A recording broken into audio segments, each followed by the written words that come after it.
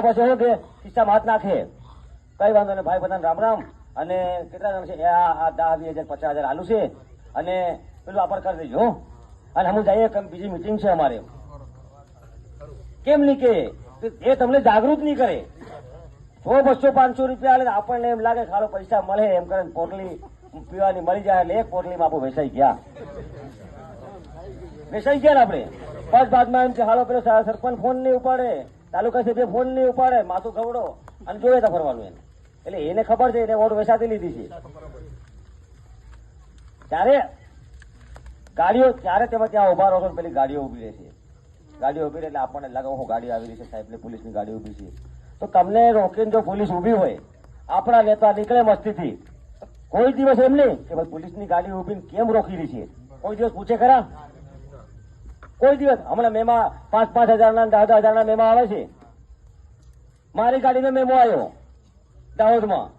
હવે મારી ગાડીનો મેમો કઈ રીતે આવ્યો એમ કહું, પાછું મેમો કઈ રીતનો આવ્યો? કાળા કલરના કાચ છે, અરે બ્લેક કાચ છે અને સીટ બેલ્ટ પહેરેલો છે. મેમો મારો એવો આવ્યો, ઓનલાઈન મેમો. તો હું એમ કહું છું કે કાળા બ્લેક કાચ છે મારા અને મારી પાસે સીટ બેલ્ટ પહેરેલો નહીં. ચાલો બ્લેક કાચ તો મેમો આવ્યો, ચાલો સમજીએ આપણે, પણ એને સીટ બેલ્ટ ની ક્યાંથી ખબર પડી? એને બ્લેક કાચ તો દેખાયા, તો એ સીટ બેલ્ટ કઈ રીતે દેખાઈ ગયો? તો આ કેમેરામાં સીટ બેલ્ટ નો દેખાઈ જતો હોય તો આટલા મોટા મોટા હડ્ડાઓ સાલે દારૂઓ એ કેમ નથી દેખાતા? એ કેમ નહીં, એ કેમેરામાં કેમ નહીં દેખાતા?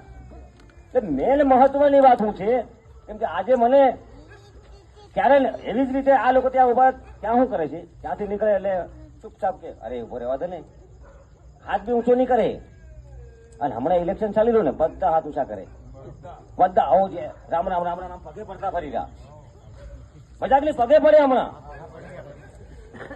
પગે પડવાની વાત ક્યાંથી આવે? તમે જો સારા કામ કર્યા હોય તો તમે પગે કેમ પડો?